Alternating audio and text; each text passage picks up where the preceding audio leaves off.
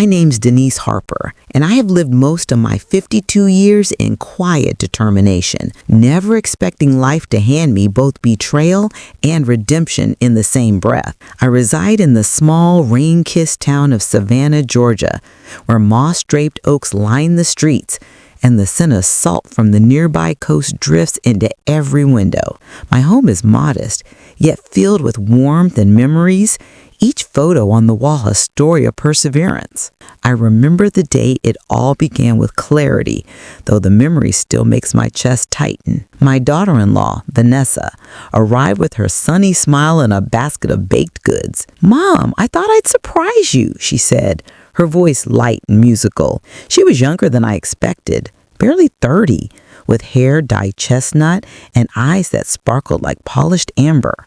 My son, Marcus, had fallen for her the way young men do, quickly, headlong, without foresight, and like a mother who has always trusted her children. I welcomed her. It wasn't long before subtle things began to unsettle me. Financial decisions Marcus made on Vanessa's insistence, strange withdrawals and missed appointments. One evening, while sorting through our foundation's donation records, I noticed irregularities. Funds meant for our Savannah Senior Outreach were being redirected. My hand shook as I traced the transactions. The trail led unmistakably to Vanessa. I confronted her gently. "Vanessa, can we talk?" I asked, my voice soft but firm. She smiled that same sunny mask and said, "Denise, you worry too much. Everything's fine." But the pit in my stomach only deepened. Mothers know when something's wrong, don't we? Marcus, blinded by love, refused to see it. And I had to wait. I had to gather truth before I could act. The betrayal became undeniable one human evening. Vanessa had taken more than funds. She had liquidated properties and vanished with a single message left on Marcus's phone. "You trusted the wrong people. Now pay the price." I read it over and over, disbelief and fury battling within me. Marcus collapsed on the sofa, silent, stunned, his face pale. My heart ached for him. Yet I could not let anger dictate my actions. That night, as rain streaked the windows, I lit a candle in the living room. Its small flame danced over the photo of Marcus as a boy, innocent and unknowing. I whispered aloud, "I will not let this ruin us. Vanessa may have taken much, but she will not take our dignity." Forgiveness, I realized, was not yet for her. It was for me, to reclaim the calm and clarity I needed to fight for justice. Over the following weeks, I worked tirelessly. Phone calls, legal consultations, meetings with auditors. Every day I chipped away at the wall Vanessa had built around her deceit. Marcus watched silently, sometimes staring at his hands, too ashamed to speak. But I knew his heart longed for redemption, just as mine longed for restoration. In the quiet of the early mornings, I would sit on the porch, watching the golden sun spill across Forsyth Park, feeling the wind carry hints of jasmine. I reflected on faith, on resilience, and on the strength a mother must have when her own child's trust is broken. I wrote letters I'd never sent to Vanessa, detailing her betrayal, not with anger, but with clarity, as if stating the truth aloud might make it undeniable even to her. It was during one of these mornings that I realized something profound. Justice does not always come swiftly, and forgiveness does not always arrive immediately. Sometimes life forces us to walk the path of patience, to gather our strength quietly, to teach the heart of those we love that choices have consequences. I remember a phrase my late grandmother used to say, "Child, when the world takes from you, give it back what it cannot take, your dignity." I repeated it often to myself, letting it seep into every fiber of my being. And so the storm that Vanessa had brought into our lives did not break me. It honed me, sharpened my resolve, and strengthened my love for Marcus, who needed to see that even in betrayal, hope could survive. One rainy afternoon, as I reviewed the foundation's records once more, a letter arrived. The envelope was plain, yet the weight of it felt monumental. I opened it carefully. Legal restitution. Vanessa's assets had been traced, her ability to harm further curtailed. Relief washed over me, but so did a bittersweet sense of gravity. We had won, yes, but the wounds of trust, though mending, would take time to fully heal. I turned to Marcus, who had been silently observing from the doorway. His eyes, previously clouded with guilt and confusion, now held something I hadn't seen in months: clarity. "Mom," he whispered, voice trembling, "I don't know how to make this right." I reached out, holding his hands in mine, feeling the warmth of the boy I raised within the man he had become. "You already have, Marcus," I said softly. "By staying true to yourself, by remembering what's right, and by letting the truth guide you. That's all anyone can ask for." And in that moment, under the soft drizzle of Savannah's rain, I realized that life, even after the harshest betrayal, still leaves room for redemption, still leaves space for forgiveness, and above all, it leaves us with the quiet, enduring power of a mother's love. The weeks after Vanessa disappeared were filled with a strange mixture of exhaustion and determination. Marcus and I spent long hours at the Savannah Senior Outreach Office, reorganizing files, reaching out to donors, and ensuring that no further funds were mismanaged. Every phone call I made, every ledger I examined, reminded me that trust, once broken, leaves a scar. But it also reminded me that resilience can heal far more than bitterness ever could. One morning, as sunlight pierced through the tall windows of our modest office, I found myself reflecting on my own past. I had not always been this strong. At 52, my life had been a series of quiet battles, losses, financial struggles, and the loneliness of widowhood. But I had survived. I had learned that justice is not always about punishment, but about reclamation, reclaiming your dignity, your peace, and your purpose. Marcus had grown quieter. He spent hours poring over tax documents and spreadsheets, tracing the money Vanessa had stolen. I watched him, remembering the little boy who once tried to help me wash dishes, his small hands eager to do right by me. Now his hands worked with precision, the boy within him learning responsibility through pain. One day, an unexpected letter arrived from London, England. My sister, Simone, had always been a close confidant, and she had discovered that Vanessa had fled overseas to escape legal consequences. The letter contained details of her whereabouts, business dealings, and even the lawyer she had hired to evade restitution. I read it carefully, heart racing. Finally, the threads of deceit were tangible.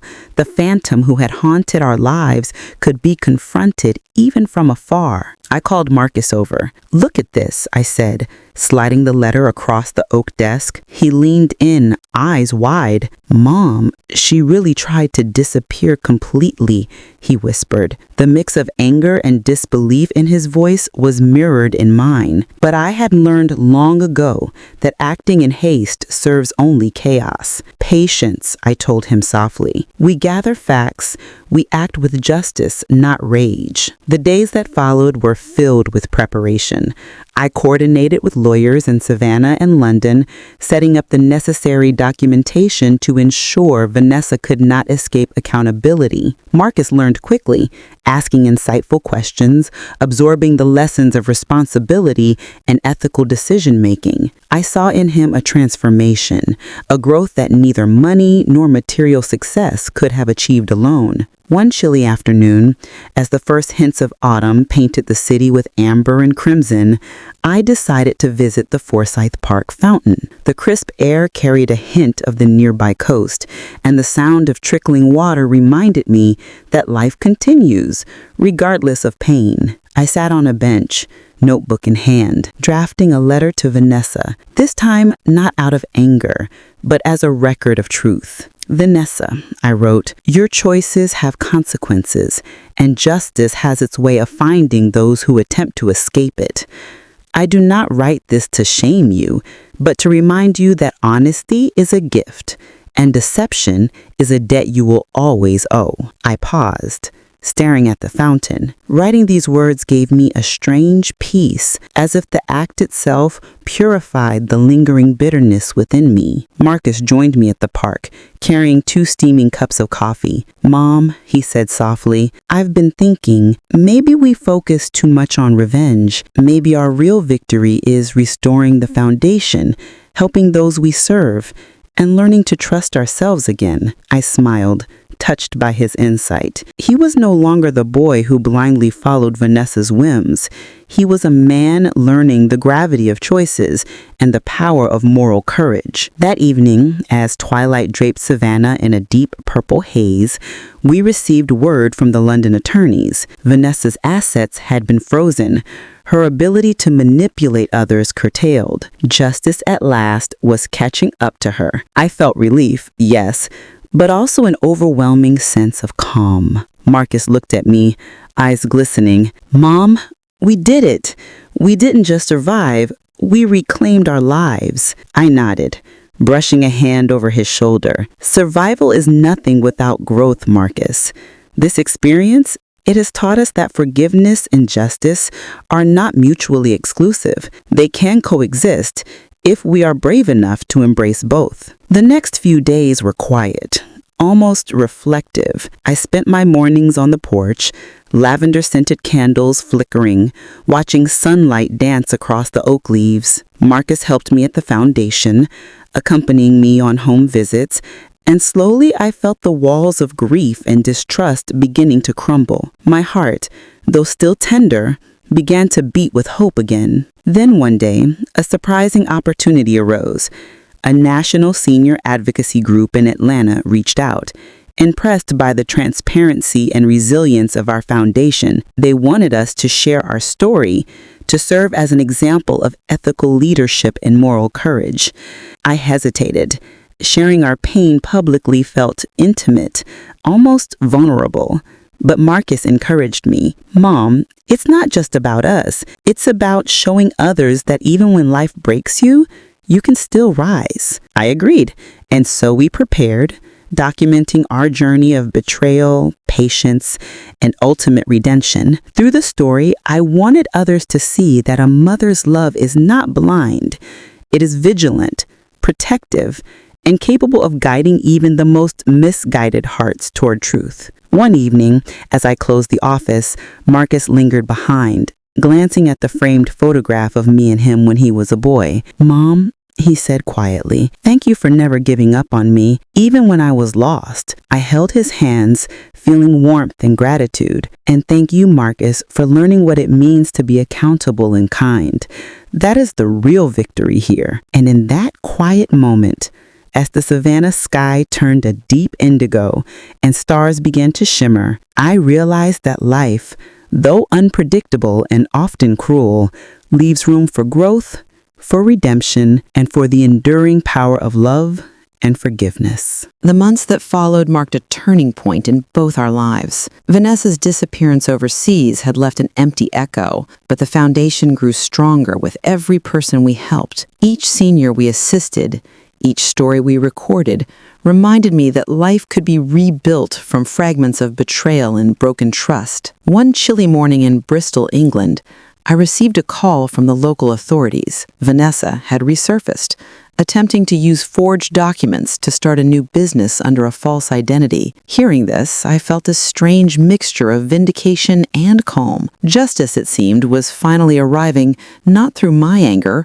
but through her recklessness. Marcus, ever vigilant, leaned over my shoulder as I listened to the details. "Mom, she's still trying to get away with it," he murmured. I nodded, sipping my tea. "Marcus, revenge is not ours to take. Our role is truth, and truth has a way of prevailing without our interference." I remembered my own mother's words, spoken decades ago in our small Georgia home. "Child, anger is heavy. Let justice be light." It carries itself. Later that week, we prepared the documents for extradition. Watching Vanessa's name typed repeatedly on legal paperwork was surreal. It was as though writing her name gave form to years of pain and confusion. Yet, instead of bitterness, I felt a profound sense of closure. Even as we worked on the legal front, I noticed Marcus changing in subtle ways. He had grown from the guilt-ridden young man I had guided through early missteps into a thoughtful, compassionate individual. He listened to the stories of the elderly we helped, offering patience and understanding, not just efficient action. I saw my son, the little boy who once wanted to tie my shoes, now tying the threads of our foundation together with integrity. One afternoon, I was visiting St. Mary Redcliffe Church in Bristol, England, to gather inspiration for a new outreach program. The Gothic spires pierced the sky, rain lightly drizzling, casting a reflective sheen on the cobblestones. I sat quietly in a pew,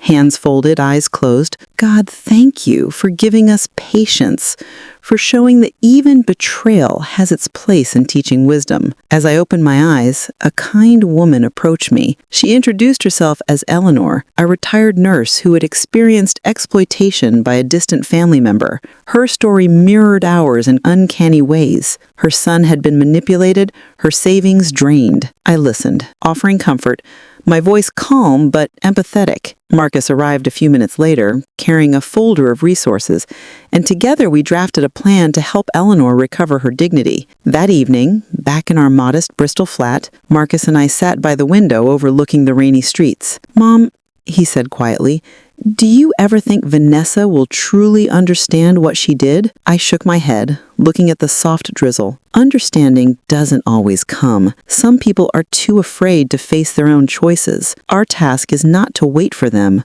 but to live rightly ourselves. The next day brought a letter from Vanessa herself, surprisingly candid. She confessed in carefully worded sentences to all she had done. Reading it, I felt no anger, only clarity. "You will not manipulate me or my family again," I whispered aloud, folding the letter and placing it in a wooden box next to old photographs of Marcus and me. It was a quiet victory, not loud, not celebrated, but deeply felt. Our work with the foundation continued to flourish.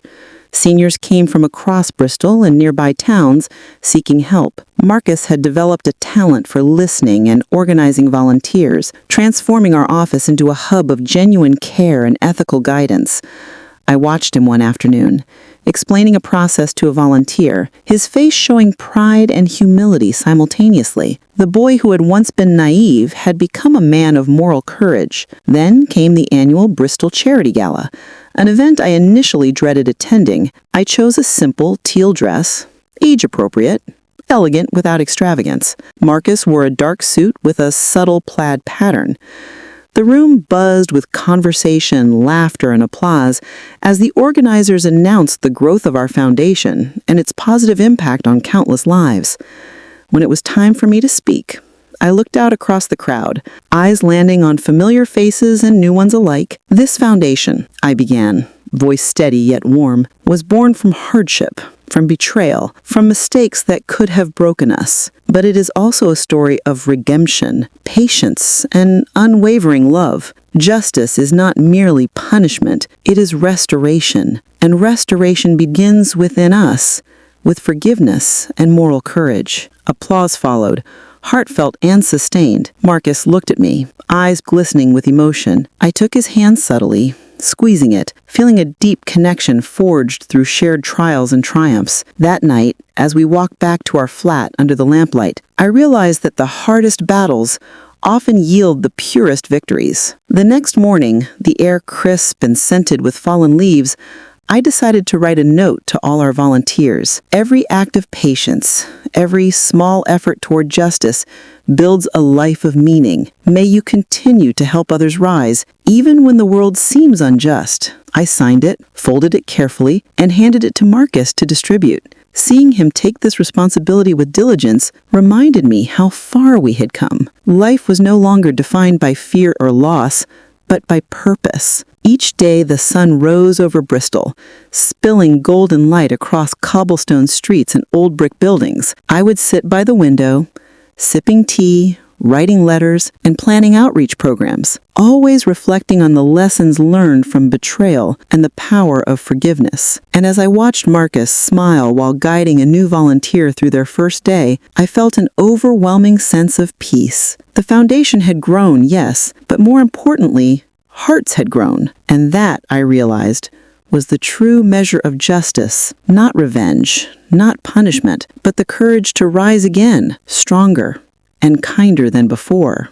By late spring, the Bristol streets were glowing with blossoms, and the soft hum of life seemed to echo hope everywhere. Our foundation had grown steadily, yet beneath the calm, I noticed Marcus struggling quietly. One afternoon, he lingered at his desk, eyes downcast, fiddling with a donation form longer than necessary. "Marcus, what's on your mind, son?"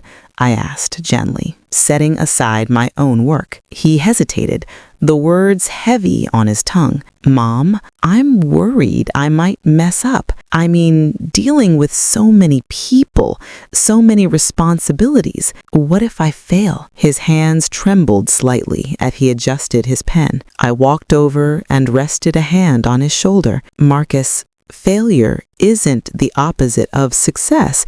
It's part of it. Remember the lessons from Vanessa? Truth, patience, and courage are stronger than any temporary mistake." He nodded, though I could see the tension hadn't left his shoulders. I realized that even a son who had emerged from guilt and betrayal could still feel vulnerable, burdened by the weight of responsibility. Sometimes the hardest trials are not imposed, but self-imposed. A week later, news arrived that our foundation was being considered for a new international grant, one that could expand our work across the UK and even into the US.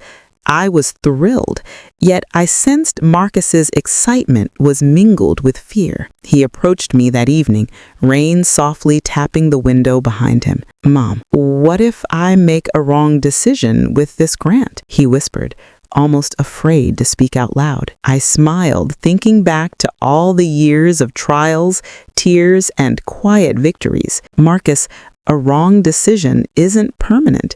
What matters is integrity and intent. If you act from your heart, guided by honesty, no mistake can truly harm you." His expression softened, but that night I prayed for him, asking God for clarity, courage, and a heart strong enough to bear the responsibilities ahead. Days later, our office received an unexpected visit. A woman, elegantly dressed, but with a sorrowful look in her eyes, introduced herself as Clara Montgomery, a middle-aged woman from Houston, Texas, whose elderly mother had been cheated by a former caretaker. She had heard of Grace's hands and had flown to Bristol to seek help personally. Her story was heartbreaking. The caretaker had emptied her mother's bank accounts, sold valuable possessions, and manipulated her trust for months. Clara had attempted to intervene, but the betrayal had been too well hidden, leaving her mother both financially and emotionally devastated. I listened closely, every detail weighing on me. "Clara," I said softly, placing a comforting hand over hers, "you are not alone. You came here with courage, and that courage is the first step to restoring what was lost." Marcus quickly joined me, taking notes, asking precise questions. I saw his confidence growing, his presence calm, yet authoritative, a clear reflection of his growth since our first battles with Vanessa. Over the next several days, we coordinated efforts across Bristol and Houston. Marcus handled logistics with a careful, steady hand, while I focused on counseling Clara and her mother.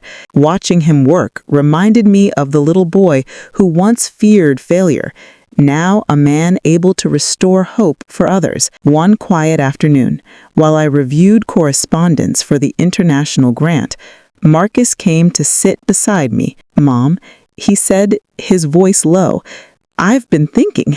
maybe we should expand, not just geographically, but also emotionally. People need guidance and trust and forgiveness, not just legal help. I nodded, impressed. You're right, Marcus. Healing the heart is just as important as restoring material justice. That evening, we walked along Clifton Suspension Bridge, the sun dipping low over the Avon Gorge, painting the sky with shades of orange and purple. Marcus remained quiet for a while, then finally spoke. Mom, do you think Vanessa ever felt regret? I took a deep breath. Perhaps. But son, we cannot rely on others' remorse for our peace. What matters is how we act now. Forgiveness isn't for them. It's for you. It frees you from bitterness and allows love and justice to coexist. He was silent, absorbing the words. I felt the weight of years lift slightly as I realized that my lessons, once hard-earned, were now guiding the next generation. Weeks passed, and the foundation began its largest project yet, a cross-Atlantic initiative to aid seniors in Texas and surrounding states. Volunteers were recruited, systems organized, and Marcus proved invaluable at every turn. I watched him lead training sessions, offering guidance and empathy, always balancing professionalism with genuine care.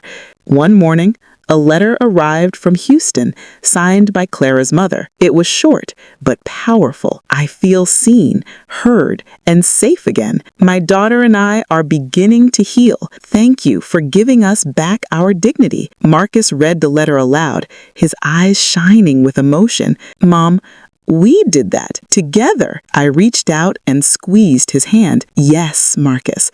But never forget, the real victory isn't in the recognition. It's in knowing hearts are mended because of honesty, courage, and love. As spring turned to early summer, I found myself reflecting on the journey, from the betrayal of Vanessa to the growth of Marcus, from the despair of the elderly victims to their restored dignity. Life had unfolded in ways that no anger or bitterness could have orchestrated. Every act of compassion, every choice of patience over revenge had created ripples of hope. Sitting by my window one evening, looking out at the bustling Bristol streets glowing with twilight, I whispered softly, "Life is never without pain, but even pain can teach us the strength of love and forgiveness. Every heart that chooses to rise is a story of redemption." Summer in Bristol had arrived, and the city streets were alive with a golden glow. Yet, within the walls of Grace Hand's Foundation, tension quietly simmered. The expansion into the United States brought opportunities, yes, but also unexpected challenges. One morning, I noticed Marcus pacing near the office window, brow furrowed, hands clasped tightly behind his back. "Mom, we've got a problem," he said without looking at me, voice low. I set my cup of coffee down, sensing the gravity in his tone. "Tell me, son." He exhaled slowly. "Some of the funds for the Texas initiative, they've been delayed. The organization managing the transfer claims there's an investigation into fraudulent activity, though they say it's not us. I'm worried, Mom. What if this sets us back months?" I paused, feeling a familiar stir of unease, but a stronger sense of clarity took over. "Marcus, remember what I told you about Vanessa. Life throws obstacles, but courage, integrity, and patience carry us forward. We do our part, and the rest we leave in the hands of justice." His shoulders sagged slightly, relief and anxiety mingling in his expression. "I know, Mom, but sometimes it feels like everything is stacked against us." I reached out, placing a hand over his. "Then we take it one step at a time. You've grown so much, Marcus. Trust yourself, as I trust you." Later that week, an unexpected visitor arrived. Monica Fletcher, a middle-aged woman from Manchester, England, wearing a crisp green blazer over a white blouse.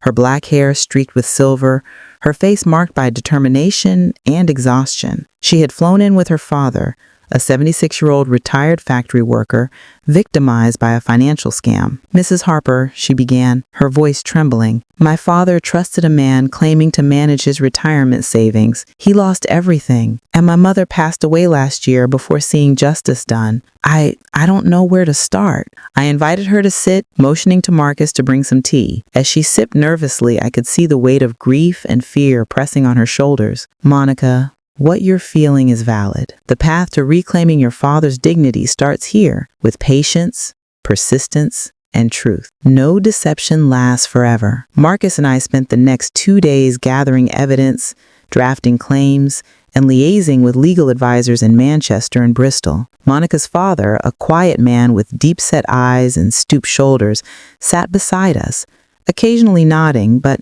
mostly silent, his trust tentative, yet growing with each interaction. One late evening, as the office lights dimmed, Marcus and I stayed behind reviewing files. I noticed his hands shaking slightly as he flipped through the legal documents. Mom, it's just so much responsibility. Sometimes I feel like I'm drowning in all this, all the lives depending on us, he admitted, eyes glistening with a mix of fear and determination. I placed a hand on his back, feeling his tension seep into me. Marcus, true responsibility is heavy, yes, but the weight becomes lighter when carried with honesty and love. You're learning how to lift others without losing yourself. That night, I reflected on my own journey, from the days Vanessa betrayed me, to rebuilding the foundation, to mentoring Marcus.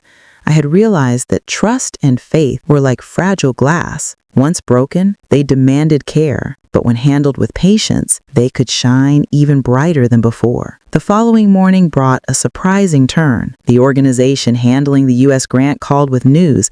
The investigation had cleared our foundation, confirming no wrongdoing. The funds were being released immediately. Marcus and I shared a quiet moment, relief washing over us. Mom, I couldn't have done this without you. You've taught me so much, more than I ever imagined. I smiled softly, placing a hand over his. You've taught me too, Marcus, that the strength of a mother is not in holding others accountable for their mistakes, but in guiding them to rise above their failures. Days later, we celebrated our first success with Monica's father, recovering a significant portion of his lost retirement funds. His eyes welled with tears as he clasped our hands, whispering, I feel whole again. Watching Marcus handle the moment with grace and empathy, I felt a swell of pride. The boy who once trembled under the weight of guilt had become a man who could restore dignity and hope to others. Yet, amidst these victories, life reminded me that personal pain often shadows progress. That evening, while tidying the office, I received a letter postmarked from New Orleans, Louisiana. My hands trembled slightly as I read the first line. Mrs. Harper, I am writing to you because I betrayed my own family and now seek redemption. I don't expect forgiveness, but I want to make amends. The signature at the bottom made my breath catch. Vanessa Clark. I sat down,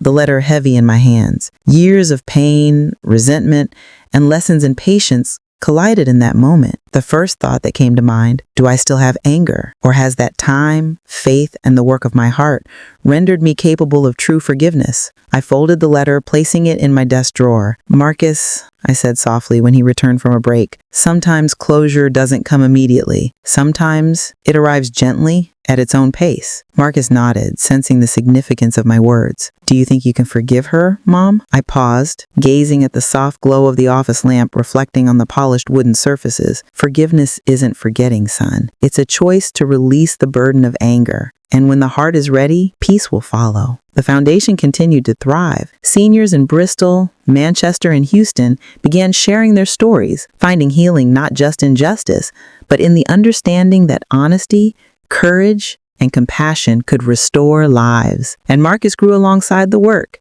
steadfast, thoughtful, and unwavering in his dedication. Late that night, I lit a small candle on my desk.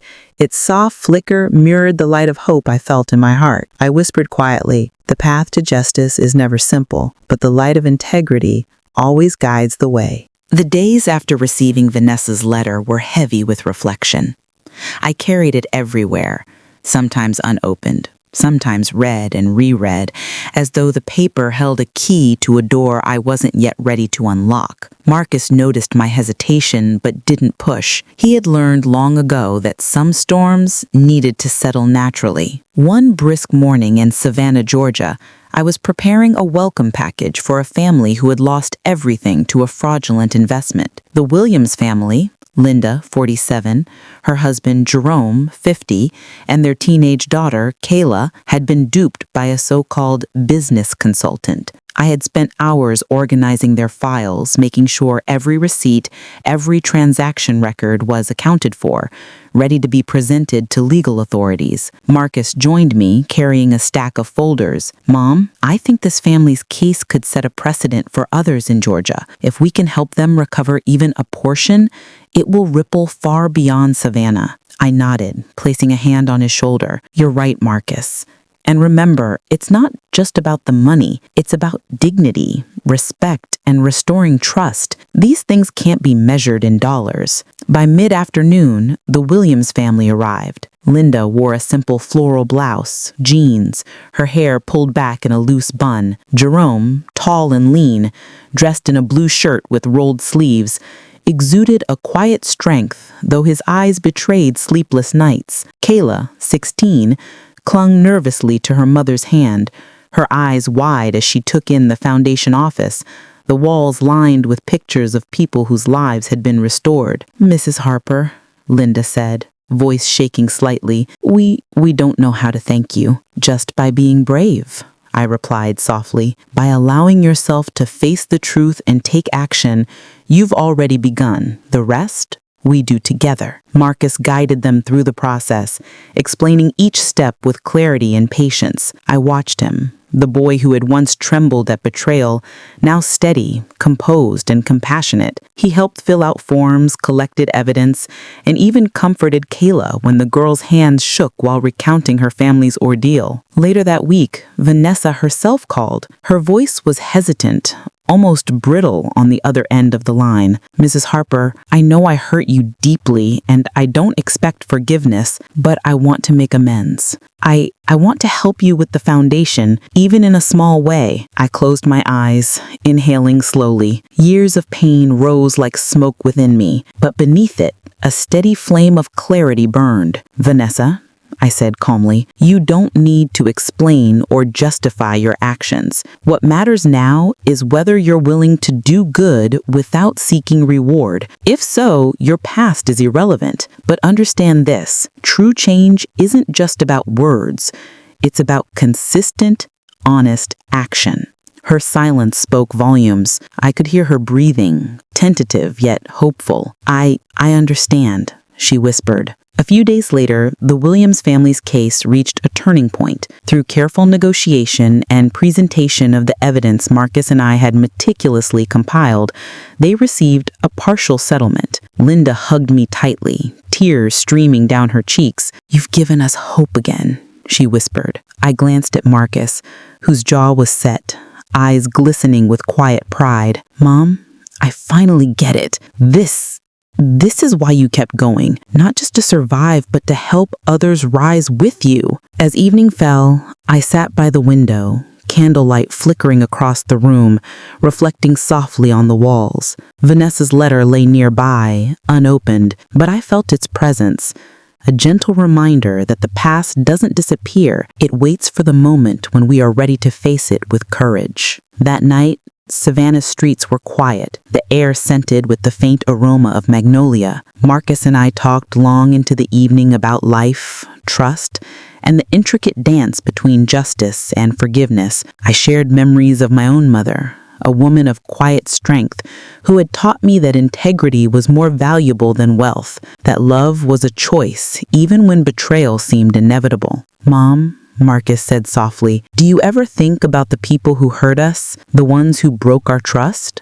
I smiled faintly, placing a hand on his. "Of course, son, but I've learned that holding on to anger only prolongs pain. Forgiveness isn't about excusing what was done. It's about freeing yourself to move forward with hope." The following morning, I received a message from Vanessa. "I'd like to volunteer at the foundation this weekend. I know I don't deserve it, but I want to try." I looked at Marcus, then at the letter, and nodded slowly. Let her try. Actions speak louder than words. If she proves herself, she can be part of this work. Redemption isn't given. It's earned. The days following Vanessa's integration into the foundation were filled with unexpected lessons. I watched her quietly, noting the subtle ways she changed. It wasn't just her actions. It was the shift in her demeanor. There was a calm resolve in her eyes, a softening of the tension that had once defined her every movement. Redemption, I realized, didn't announce itself. It revealed itself, slowly, quietly, like sunlight piercing a cloudy morning. One morning, a call came from Portland, Oregon. A local senior center had been deceived by a property manager who siphoned funds from elderly tenants. Denise, 54, African American, now clad in a light gray cardigan over a white blouse, checked the details meticulously. "Marcus," I said, "this is going to be a complicated case. The residents are scared, and we need every document accurate." Marcus, now confident and precise, nodded. "We can handle it, Mom. I'll help gather statements and organize the files.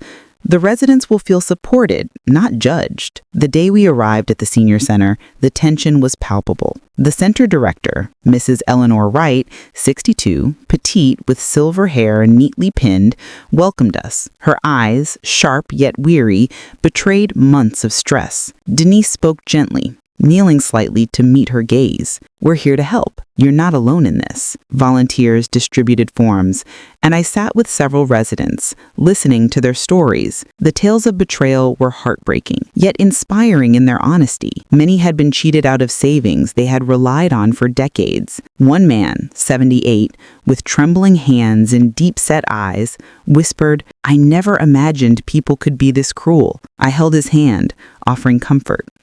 Sometimes trust is broken, yes, but courage can restore what was lost. Vanessa quietly assisted, collecting documents, making calls, and following up on leads. At first, I was skeptical of her sincerity, but her consistent dedication silenced doubt. There were moments she stumbled, hesitated, or made minor mistakes, but her willingness to learn and her humility transformed each misstep into growth. One afternoon, a shocking revelation came. Marcus uncovered that the property manager had an accomplice, a longtime friend of the director. It was a delicate situation. Exposing the truth could devastate personal relationships. Denise Harper's heart tightened. She knew that justice demanded difficult choices, even when those choices caused temporary pain. "Mom," Marcus said quietly, "we need to approach this carefully. It's not just about the law. It's about trust and moral responsibility." I nodded, taking a deep breath. "Then we approach it with honesty and empathy. Sometimes people hurt others without understanding the full impact of their actions. Our role is to restore balance, not vengeance." The confrontation was tense. The accomplice, Mr. Harold Jenkins, 65, tall, gray-haired, wearing a brown tweed jacket, initially denied everything. His eyes darted nervously as Denise presented evidence meticulously, explaining the discrepancies in financial statements. Vanessa assisted, reading each report clearly, without judgment, letting the truth speak for itself. When the truth was undeniable, Mr. Jenkins' shoulders slumped. His voice trembled. I didn't realize the extent of the damage. I'm sorry." I studied him quietly. Apologies are important, but actions matter more. You can't undo the past, but you can choose how to act now. Over the next few weeks, the senior center received restitution. More importantly, relationships slowly mended. Mrs. Wright, the director, expressed gratitude that went beyond financial recovery. She said, her voice soft but firm, "You have given us faith in humanity again." That evening, as Marcus and I returned to our temporary apartment in Portland, Vanessa approached me. Her eyes were wet, and she spoke softly. "Mrs. Harper, I think I'm beginning to understand the weight of real responsibility. It's humbling." I placed a hand on her shoulder, steady and reassuring. "Yes, Vanessa, responsibility isn't about fear or pressure. It's about the courage to face truth and act with integrity, even when no one is watching." The next morning, Denise sat at the window watching Portland's soft drizzle. Her thoughts drifted back to her own past, to moments where trust had been broken and she had felt powerless. She realized that the journey she guided others through was a reflection of her own redemption. Every family helped. every injustice corrected, was a piece of her healing. Vanessa, now more composed, began taking initiative, learning to speak with families directly, offering guidance and lending empathy. It was a delicate dance, guiding without overstepping, correcting mistakes without judgment. She grew steadily, her confidence now rooted in sincerity rather than self-interest. One afternoon, a resident, Mrs. Agnes Porter, 70, approached Denise. Her eyes glistened with tears. "I don't know if you realize what you've done for me, for all of us. I felt lost, betrayed, but you've restored my trust in humanity." Denise's chest tightened. "Agnes, you didn't lose anything you couldn't rebuild. Courage, honesty, love, these are things no one can take from you. And remember, sometimes help arrives in ways we least expect." That evening, as Portland's sunset reflected over the city, Denise and Marcus walked along the quiet streets. Marcus, thoughtful, asked Mom, "How do you do it? How do you keep faith in people when betrayal seems everywhere?" I smiled faintly, gazing at the horizon, because Marcus, even in the darkest moments, light exists. People have the capacity for change. Justice isn't just punishment, it's the restoration of balance. And hope is the most resilient force of all. Returning to the foundation office, Denise reflected on the progress. Vanessa had grown, the cases were stabilizing, and the families we helped were regaining strength. There was a sense of quiet victory, not loud or celebratory, but profound and deeply human. And in that stillness, she whispered to herself, faith, patience, and love, they always lead the way, even when the road is long. Weeks passed, and the Portland cases slowly resolved. The foundation's reputation grew. Families whispered gratitude and hope in every corner. Denise, now fully immersed in her role, felt a quiet pride. Yet a restlessness lingered in her chest. She knew life was about to challenge her personally, not just professionally. It began with a phone call late one evening from Atlanta, Georgia. A distant cousin, Lillian Monroe, 49, African-American, voice trembling, explained a family dispute that had escalated. Her brother, Carl, 52, a once respected businessman, had mismanaged their parents' estate, leaving elder relatives vulnerable. Denise listened carefully, the knot in her chest tightening. "We'll help," she said, calming both Lillian and herself. Upon arriving in Atlanta, Denise felt the weight of personal history. The streets, lined with oak trees and moss, reminded her of childhood summers spent with her cousins. Yet now, the air smelled of tension and deceit. Lillian, petite, wearing a soft lavender cardigan over cream slacks, guided us into the family home. The elderly parents, frail and wary, looked at Denise with cautious hope. Their lives had been upended by betrayal in their own bloodline. I met Carl for the first time in the living room. He was tall, broad-shouldered, wearing a navy sweater and gray slacks. His once confident posture now tinged with guilt. His eyes avoided mine. I didn't think it would get this far," he murmured. I studied him silently. "It's not about intentions alone, Carl. Actions have consequences. You can repair this, but you must face the truth." The following days were intense.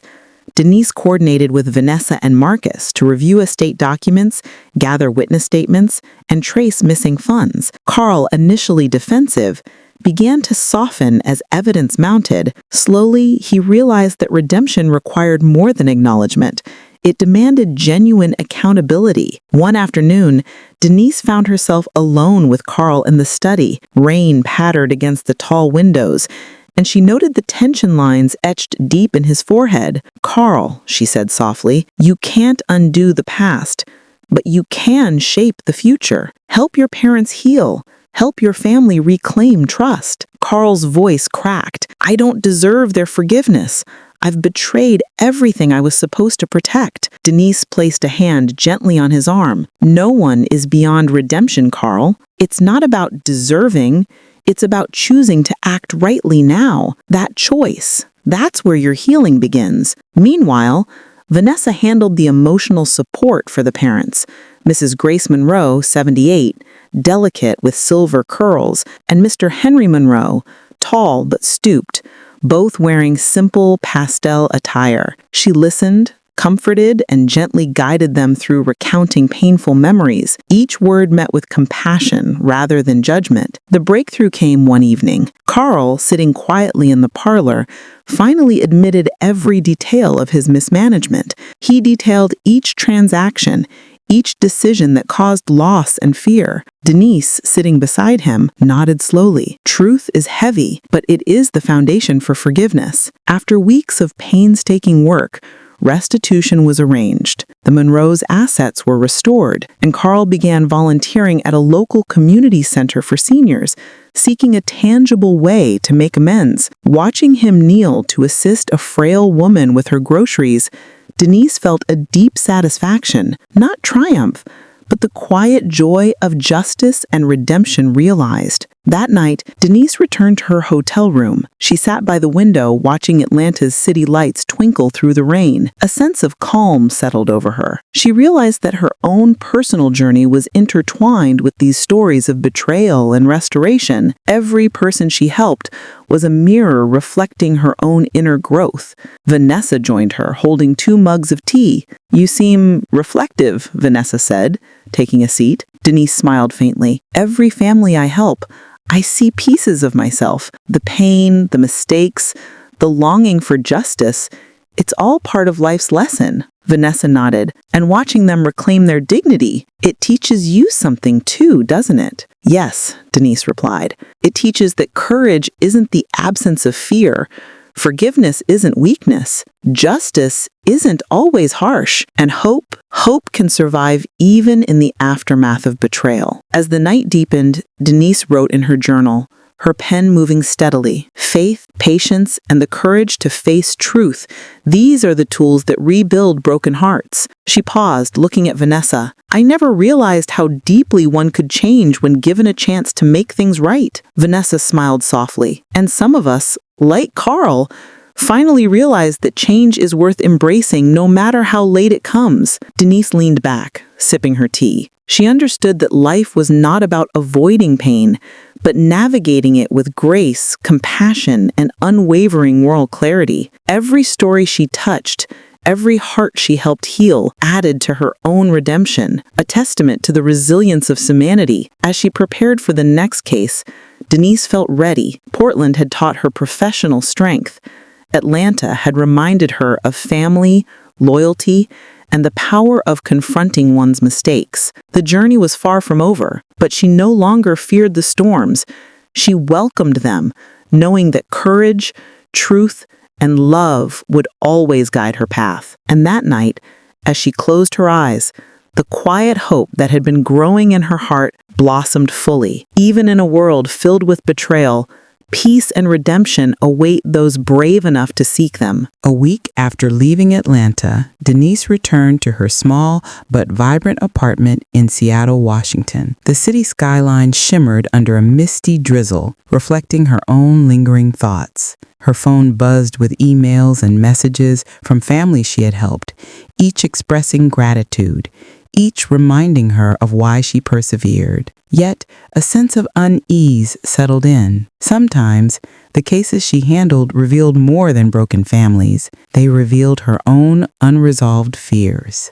It was on a rainy Thursday morning that a message appeared on her Secure Foundation email. The sender, Miriam Caldwell, 61, African American, tall, elegant in a beige trench coat over a flowing floral dress. The subject, urgent, family dispute, Los Angeles.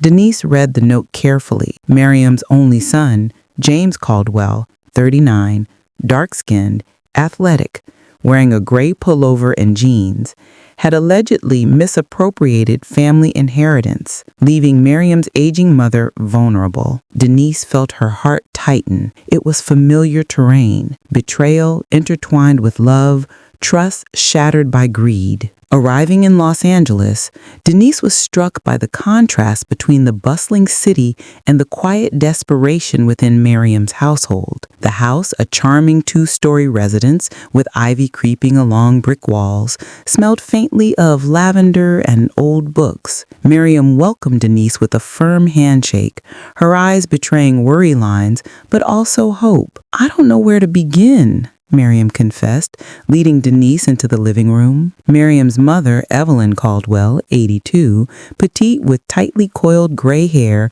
wearing a pale blue blouse and cream skirt, sat nervously in a cushioned chair. Denise knelt beside her, offering reassurance. "We'll take this step by step. The truth always finds its way." Evelyn nodded, a mixture of relief and cautious optimism reflecting in her eyes. The challenge, however, was James. Unlike previous clients, he was guarded, defensive, and cunning. Denise met him in the study, a room lined with dark wood bookshelves and the faint scent of leather. He slouched, arms crossed. "I didn't do anything wrong. You're making mountains out of molehills." Denise observed his posture, his expressions, the slight twitch of his jaw, the avoidance of eye contact. Experience had taught her that lies had a rhythm, a cadence, and she was attuned to it. Over the next several days, Denise sifted through records, bank statements, and emails, carefully mapping the truth. She spoke with family friends and accountants, piecing together the story. James had indeed moved funds to personal accounts, claiming investment opportunities, leaving the estate in disarray. Yet his voice carried a subtle note of remorse, buried beneath layers of defensiveness. One evening, Denise found herself alone in the kitchen. The rain tapped gently against the windows, a calming backdrop to the tension between them. "James," she said softly, "you can't undo the past, but you can choose how to move forward. Accountability isn't punishment, it's a path to redemption." He stared at her, eyes glistening. I didn't mean for it to go this far. I thought I was helping, not hurting. Now I feel lost." Denise nodded, placing a gentle hand on his arm. "The first step is honesty. The second is courage. The third is love. Love for your family and yourself. That's how you reclaim trust." Meanwhile, Miriam, guided by Vanessa remotely, began organizing elder care and support, ensuring Evelyn's well-being while confronting her own fears. Miriam, mid-height, wearing soft gray slacks and a lavender blouse, discovered her own strength, realizing that justice was not just legal, it was emotional and moral. The breakthrough occurred during a family meeting facilitated by Denise. James laid out every misstep, every miscalculated transaction. Miriam and Evelyn listened, tears streaming silently, as he vowed to restore what he had taken and dedicate himself to the family legacy. Denise watched, heart swelling as reconciliation slowly unfolded. After weeks of effort, restitution plans were finalized, and James began volunteering at a local senior center mentoring young adults on financial literacy. Witnessing his transformation, Denise once more realized that redemption was possible, even in the face of greed and deception. That night, Denise sat on the balcony of her temporary Los Angeles apartment, the city lights shimmering beneath a curtain of rain. She reflected on the journey, the betrayals, the recoveries, the courage it took for people to face their failures and make amends. Faith, patience, and compassion had guided them all, and in turn, guided her. Vanessa called later that evening. "How's your heart tonight?" she asked. Denise smiled, her gaze lingering on the distant skyline. "Full," she replied, "full of hope. Every story I touch, it's a reminder that even broken hearts can heal if given the chance. And even those who falter can rise again." Before sleep, Denise journaled. "Today, I witnessed that forgiveness isn't about erasing mistakes. It's about understanding, guiding, and nurturing growth. And when we do that, the world becomes lighter and hearts stronger." As she closed her journal, Rain still tapping softly against the windows, Denise felt an immense sense of peace. Her work was far from over, yet each story reinforced a simple truth. Even amid betrayal, even amid the shadows of mistakes, the light of redemption and hope can shine brighter than any pain endured. The sun rose over Boston, Massachusetts, spilling golden light across the cobblestone streets and historic brick buildings. Denise Harper, 54, African American, wearing a navy cardigan over a white blouse and tailored black slacks, sipped her morning coffee by the window, reflecting on the journey that had brought her here. From Atlanta to Los Angeles, she had walked through betrayal, injustice, and heartache, but each story had deepened her faith in human resilience. Today, however, felt different. She had received a message from a family in Cambridge, a mother desperate for help. Gloria Thompson, 58, African American, tall, dressed in a maroon sweater and beige skirt, had been abandoned by her husband, leaving her to care for her teenage daughter, Lila, 16, African American, curly hair, casual hoodie and jeans, while managing mounting debts. The husband, Robert, had fled the country, leaving deceit and confusion in his wake. Arriving at Gloria's home, Denise felt the familiar weight of responsibility, but also a comforting clarity. Gloria's eyes, lined with worry but glowing with hope, met Denise's. "I don't know if I can ever trust anyone again," she confessed softly. Denise placed a reassuring hand on her shoulder. "Trust can be rebuilt, step by step. The first step is telling your story." Over several days, Denise worked closely with Gloria and Lila, sorting finances, clarifying what had been lost, and creating a plan to recover stability. As always, Denise listened more than she spoke, allowing the mother and daughter to voice their fears and frustrations. Slowly, the burden they carried began to lift. One afternoon, Denise invited Gloria and Lila to a local community center, where she organized a small event to celebrate their courage. Neighbors, friends, and volunteers gathered. Gloria stood on the makeshift stage, holding Lila's hand, and for the first time in months, spoke openly about her struggles and resilience. Denise watched, heart swelling, as mother and daughter radiated newfound strength. Later in private, Gloria admitted to Denise, "I never thought I'd find hope again, but seeing Lila smile, seeing the community rally, it's like a weight lifted from my soul." Denise nodded, her own eyes moist. "The world will test you, Gloria, but courage, honesty, and love will always guide you back to peace." That evening, as the rain began to fall softly on the Boston streets, Denise returned to her small hotel, weary but fulfilled. She opened her journal and began to write. "Today, I witnessed that even after the deepest betrayal, hearts can heal. Even when life shatters dreams, courage and compassion rebuilt them stronger than before. Faith isn't just in God, it's in humanity." A knock at the door startled her. Standing there, dripping wet from the rain, was a young man she had met weeks earlier, one of the volunteers from the community center, Marcus, 28, African American, athletic, wearing a navy raincoat over casual clothes. He held a small envelope. "For you, Denise, from the families you've helped." Inside were dozens of handwritten letters, notes of gratitude, and drawings from children who had felt safe and seen because of her efforts. Denise sat down, overwhelmed with emotion. Each letter was a testament to love restored, trust rebuilt, and lives touched. She whispered softly, "This is why I do what I do. This is why I never give up." The rain outside slowed, and for a brief moment, a rainbow appeared over the city skyline. Denise closed her eyes, breathing in the scent of rain-soaked streets, the faint aroma of coffee lingering from the morning. Even in the darkest storms, light returns, she thought. Even broken hearts can be made whole. As she prepared for bed, she reflected on the past year. Atlanta, Los Angeles, Boston, each city a chapter, each family a mirror of human struggle and resilience. From betrayal and despair had come redemption and hope. From silence and fear had come courage and compassion. She smiled softly, touching her journal. Faith, love, and integrity, these are the true measures of life. Before turning off the lamp, she whispered a quiet prayer. May every person who has been wronged find justice. May every family torn apart find healing, and may every heart, Even in its brokenness, remember that forgiveness and courage are the paths to freedom. The candle flickered beside her journal, casting warm light over her face, lined with experience, but glowing with peace. She lay down, feeling the serenity that comes from a life dedicated to truth, love, and hope.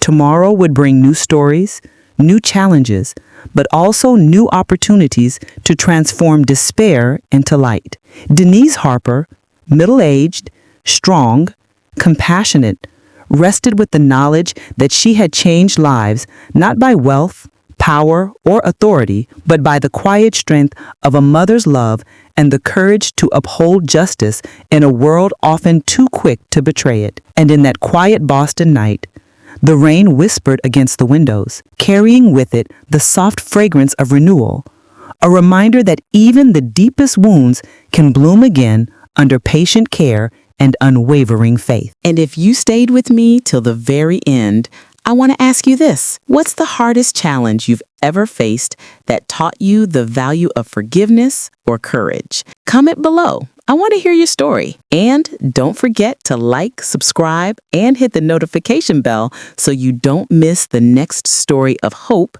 justice, and redemption.